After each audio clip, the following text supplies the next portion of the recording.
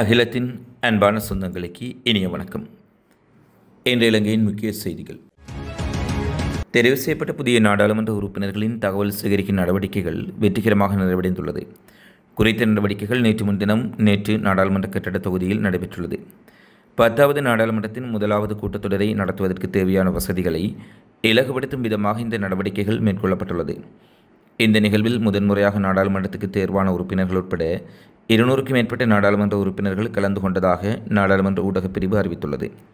அனைத்து உறுப்பினர்களுக்கும் பயனுள்ள தகவல்கள் மற்றும் ஆவணங்களை வழங்குதல், உறுப்பினர்களின் அடையாள அட்டைக்கு புகைப்படம் எடுத்தல், மின்னணு வாக்குப்பதிவு நடவடிக்கைகள் தொடர்பான கைரேகைகளை எடுத்தல் போன்ற நடவடிக்கைகள் மேற்கொள்ளப்பட்டதாக தெரிவிக்கப்பட்டுள்ளது.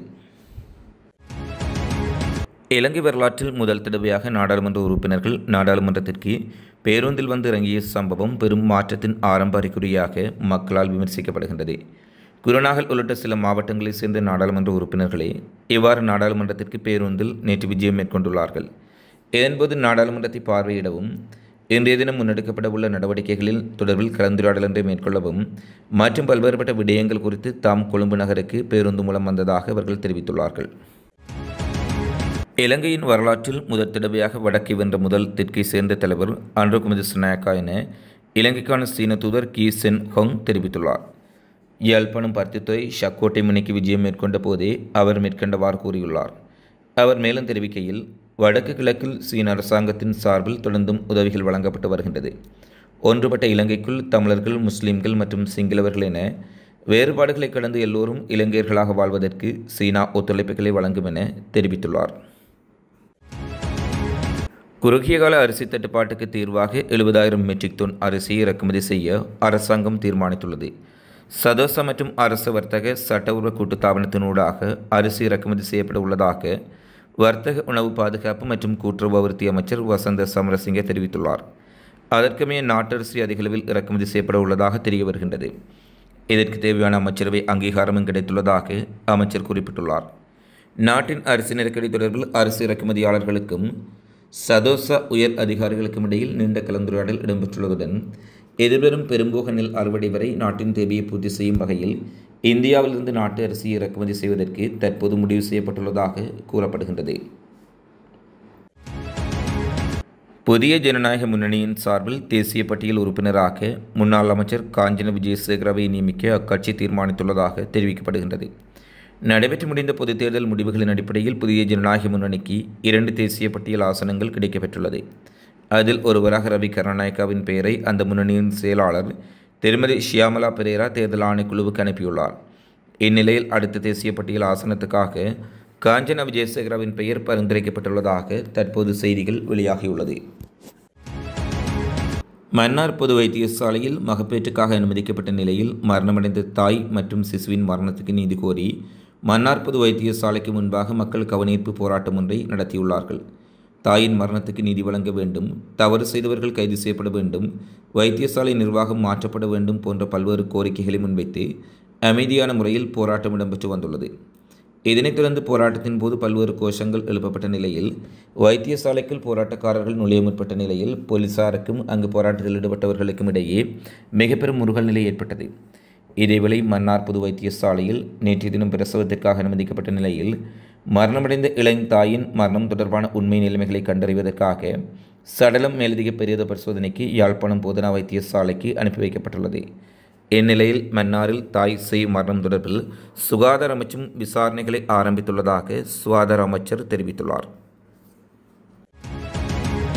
உலகின் மிகப்பெரிய பயணிகள் விமானங்களில் ஒன்றான ஏர்பஸ் A380 ஏர்பஸ் விமானம் கட்டுநாயக்கா சர்வதேச விமான நிலையத்தை வந்தடைந்துள்ளது.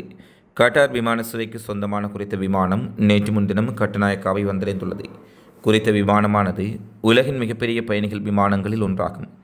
இந்நிலையில் ஆஸ்திரேலியாவின் சிட்னி விமான நிலையத்தில் இருந்து எரிபொருள் நிரப்பு நடவடிக்கைகளுக்காக இந்த விமானம் இலங்கை வந்தடைந்துள்ளதாக கூறப்பட்டுள்ளது.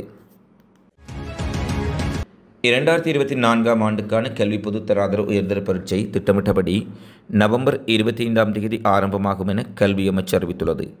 இது தொடர்பில் கல்வி அமைச்சு அறிக்கை ஒன்றை வெளியிட்டுள்ளது. இதன்படி கல்வி பொதுத் தராதர உயர்தர பரீட்சையை ஒத்திவைக்குமாறு பல்வேறு தரப்பினர் கோரிக்கைகளை முன்வைத்துள்ளார்கள். இருந்தபோதிலும் இலங்கை பரீட்சைகள் திணைக்களம் கடந்த மார்ச் மாதம் எடுத்த தீர்மானத்தின்படி உயர்தர பரீட்சைக்கான அனைத்து ஆயத்த பணிகளும் ஏற்கனவே நிறைவடைந்துள்ளதாக அந்த அறிவிப்பில் குறிப்பிடப்பட்டுள்ளது. மேலும் இந்த பரீட்சை நடைபெறும் திகதிகளுக்கு அமைய அடுத்து வரும் சாதாரண பரீட்சை உள்ளிட்ட பல பரீட்சைகளுக்கான திகதிகள் முடிவு செய்யப்பட்டுள்ளதாக தெரிவிக்கப்பட்டுள்ளது. அத்துடன் உயர்தர பரீட்சை ஒத்திவைக்கப்பட்டால் ஏனைய பரீட்சைகளுக்கான திட்டமிடல் முற்றிலும் ஒழுங்கற்றதாக மாறிவிடும் என்றும் அதில் குறிப்பிடப்பட்டுள்ளது.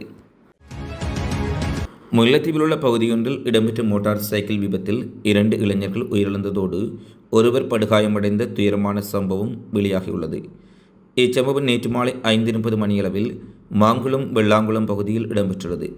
விபத்து தொடர்பில் மேலும் தெரிய வருவதாவது, மாங்குளம் பகுதியிலிருந்து மல்லாவி நோக்கி சென்ற மோட்டார் சைக்கிளும் மல்லாவியிலிருந்து மாங்குளம் நோக்கி சென்ற மோட்டார் சைக்கிளும் வேக கட்டுப்பாட்டை இழந்து மாங்குளம் வன்னிவிளாங்குளம் 5ஆம் மைல்கல் பகுதியில் மிக கடுமையாக மோதியதில் குறித்த விபத்து சம்பவித்துள்ளது.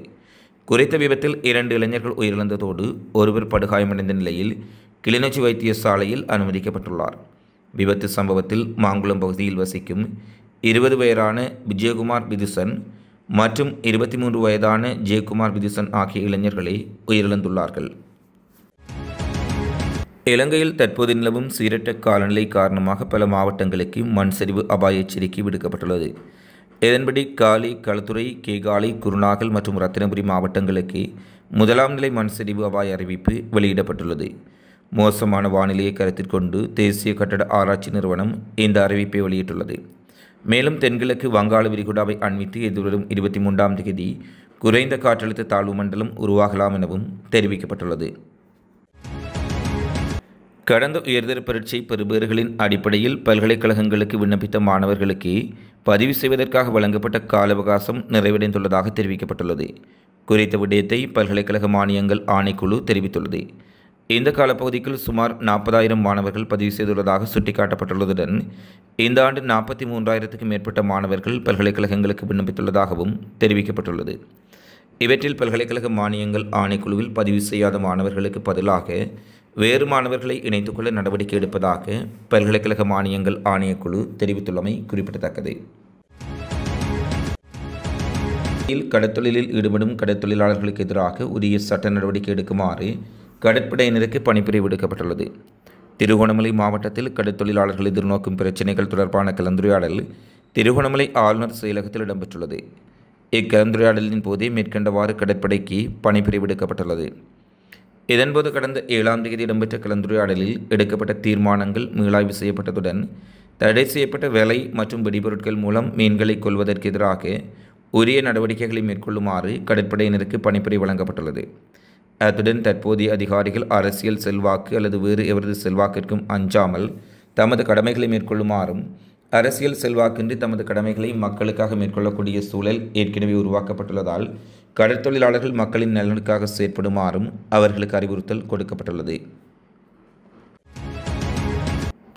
முன்னாள் ஜனாதிபதி ரணில் விக்ரமசிங்க இன்றைய தினம் இந்தியாவுக்கான விஜயம் ஒன்றை மேற்கொள்ள உள்ளதாக செய்திகள் வெளியாகியுள்ளது. இந்த விஜயத்தின் போது ரணில் விக்ரமசிங்க மத்திய இந்தியாவின் இந்தூரில் உள்ள ஸ்ரீ சத்ய ஸ்ரீ வித்ய விஹார் உயர்கல்வி நிறுவனத்தில் விரிவுரை ஒன்றையும் நடத்தவுள்ளார். எதிர்வரும் வெள்ளிக்கிழமை மாலை 6 மணிக்கு உயர்கல்வி நிறுவன மாணவர்கள் மற்றும் பெற்றோர்களின் பங்கு பெற்றதுடன் இந்த நிகழ்வு இடம்பெறவுள்ளதாக ரணில் விக்ரமசிங்கே தெரிவித்துள்ளார். முல்லைத்தீவு மாவட்டத்தில் இறுதியுத்த காலப்பகுதியில் உருவாக்கப்பட்ட தேவிபுரம் மாவீரர் துயிலும் இல்லத்தில் சிரமதான பணிகள் முன்னெடுக்கப்பட்டுள்ளன. குறித்த சிரமதான பணிகள் நேற்றைய தினம் தேவிபுரம் பகுதியில் அமைந்துள்ள துயிலும் இல்லத்தில் இடம்பெற்றுள்ளது. இதன்போது மாவீரர் துயிலும் இல்ல பணிக்குழுவினர் மற்றும் மாவீரர்களது பெற்றோர் உறவினர்கள் இணைந்து உயிர்நீத்த உறவுகளுக்கான அஞ்சலி செலுத்திவிட்டு குறித்த சிரமதான பணிகளில் ஈடுபட்டுள்ளார்கள். முல்லைத்தீவு மாவட்டத்தில் பல துயிலும் இல்லங்கள் காணப்படும் நிலையில் வருடந்தோறும் பல்வேறு சவால்களுக்கு மத்தியில் நவம்பர் 27 அனைத்து துயிலும் இல்லங்களிலும் மாவீரர்களின் பெற்றோர்கள் உறவினர்கள் சென்று உயிர்நீத்த மாவீரர்களை நினைவேற்றி சுடரேற்றி அஞ்சலி செலுத்தி வருகின்றமை குறிப்பிடத்தக்கது. அந்த நிலையில் இந்த வருடமும் மாவீரர்களை நினைவுகூரும் முகமாக தமிழர் தாயகத்தின் பல்வேறுபட்ட பகுதிகளில் மாவீரர் துயிலும் இல்லங்கள் சிரமதானத்துக்கு உள்ளாகி வருகின்றது.